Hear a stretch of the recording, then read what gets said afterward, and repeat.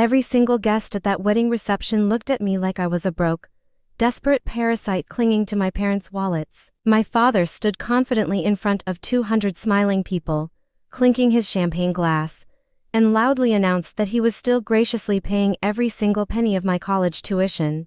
The entire room erupted into polite, sympathetic laughter while my golden child sister, Serafina, smirked at me from the head table. They all thought they had successfully humiliated me on her big day, completely unaware that I had been keeping a massive secret from them for months. When my father smugly extended the microphone toward me, expecting a groveling public thank you speech, he thought he was locking my chains forever.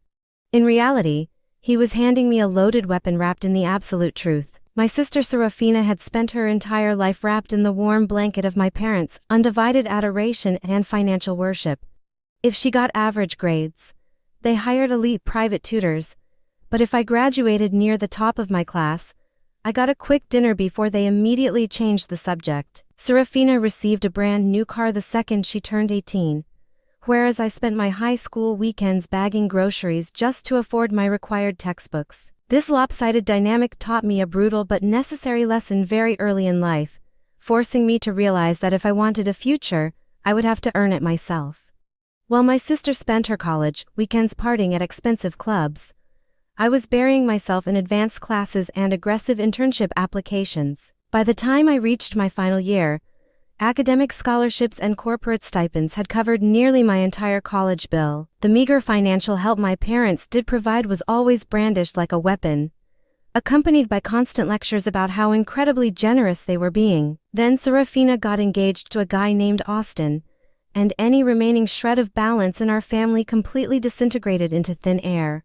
Every holiday, dinner, and casual phone call transformed into an endless planning session for the wedding. My parents poured an absolute fortune into high-end venues, celebrity photographers, lavish floral arrangements, and obscure events I had never even heard of. The demands for my unpaid labor started rolling in almost immediately, requiring my mandatory attendance at every single rehearsal, tasting, and dinner. It did not matter that I was juggling heavy professional deadlines at the time, because whenever I politely declined an invitation, my parents accused me of ruining Serafina's happiness. Then, just 3 short weeks before the big day, my father called me out of the blue, his voice dripping with that familiar, suffocating authority.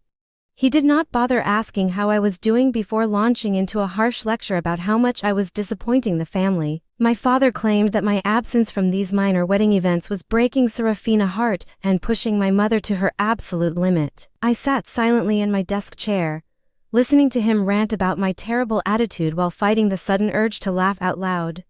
For nearly a year, not a single soul in my family had asked about my life, my career, or my well-being. When I did not immediately apologize, my father finally dropped his favorite ultimatum, threatening to completely cut off my tuition payments if I did not fall in line. I let out a quiet breath, realizing that the helpless child he thought he was threatening simply did not exist anymore. I had actually graduated from college nearly 6 months prior, finishing my degree early and immediately stepping into a lucrative remote software engineering position. Between my base salary, signing bonuses, and independent consulting contracts, I was already earning significantly more money than Serafina's brand new husband, Austin. Nobody in my family knew this spectacular piece of news, not because I was hiding it, but because they never stopped talking long enough to ask. Over the following 2 weeks, Serafina's wedding demands grew exponentially larger, turning me into a glorified personal assistant for her and her bridal party. She demanded that I manage the arriving out-of-town guests, handle the catering staff, and prepare a glowing public speech praising her relationship. To everyone's absolute shock, I agreed to every single demand without a single complaint, causing my parents to instantly beam with pride.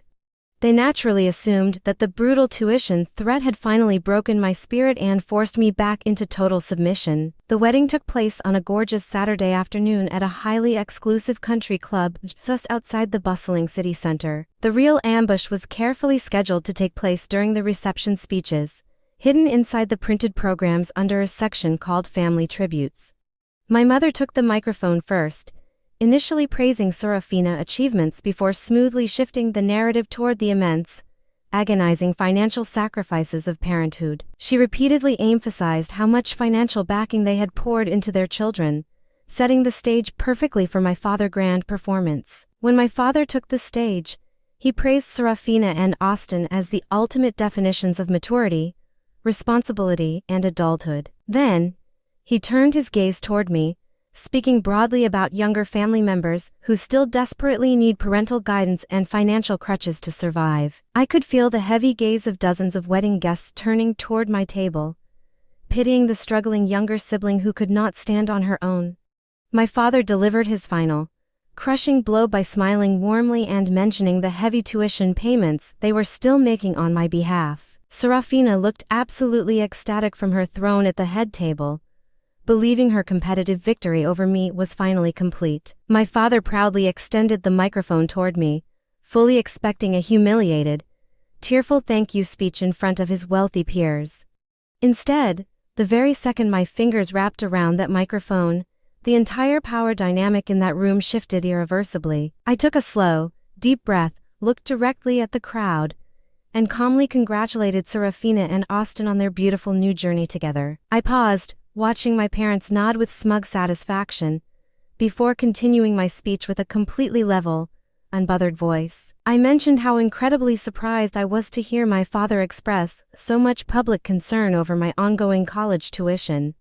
A few guests chuckled softly at the phrasing, while the confident smiles on my parents' faces intensely froze in mid-air. I looked my father dead in the eye and casually revealed to the entire room that I had actually graduated 6 months ago. A heavy, suffocating silence immediately slammed into the reception hall as my mother's face turned completely pale with shock. I explained that thanks to aggressive scholarships and sleepless nights, I had finished early and immediately accepted a high-paying corporate position.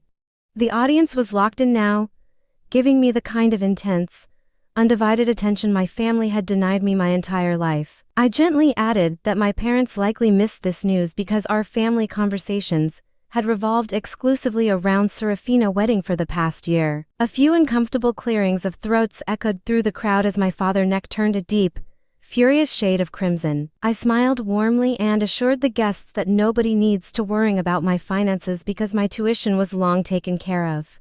I noted that my engineering career had made me entirely independent, providing an income far higher than I ever anticipated at this age. The elaborate, carefully constructed narrative of the struggling, dependent child had completely evaporated into thin air in less than 2 minutes. Just as I prepared to step down, an older guest near the front row raised her hand, breaking the stunned silence with a devastatingly simple question. She innocently asked that if I had graduated half a year ago, did my parents manage to attend my graduation ceremony? I looked over at my parents, who were staring fixedly at the floor, completely unable to find a single word to defend themselves.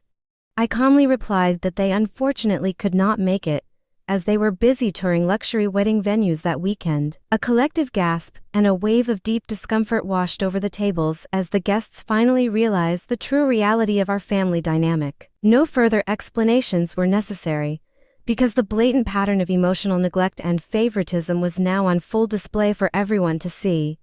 I politely handed the microphone back to the coordinator, wished the newlyweds well one last time, and calmly walked out into the cool night air. Walking toward my car, I felt an incredible sense of freedom, realizing I no longer needed the approval of people who only saw me as a prop. Over the next year, my career reached heights I never thought possible, allowing me to build a beautiful life completely on my own terms. When my parents eventually tried to reach out and re-establish control, they quickly realized that their favorite financial weapons no longer had any power over me. The greatest lesson I walked away with is that the people who underestimate you the most are usually the ones desperate to control you.